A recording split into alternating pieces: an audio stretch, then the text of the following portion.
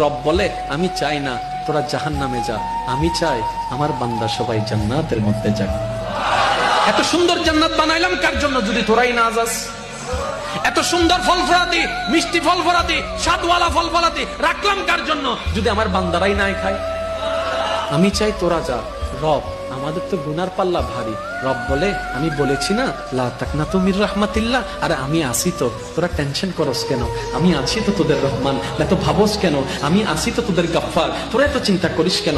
রবকে বললাম ইয়া রব্বে করিম, আমাদের হায়াত তো 40, 50, 60 বছর, এর ভিতরে গুনার পাল্লাটা বেশি, সওয়াবের পাল্লাটা কম। ইয়া রব্বে করিম, তোমার আগের যুগের বান্দারা 700 বছর ইবাদত করেছে, 500 বছর ইবাদত করেছে, 400 বছর ইবাদত করেছে, 300 বছর ইবাদত করেছে, তাদের সাথে আমরা প্রতিদ্বন্দ্বী করে তো টিকতেও পারবো না। কোথায় 400 বছরের ইবাদতি আর কোথায় 50 বছরের ইবাদতি? এই 50 বছরের মধ্যে তো 30 বছরের ইবাদত খুঁজে পাওয়া ভালো করে যাবে না। রব্বে করিম, আমরা তো আটকাই যাচ্ছি।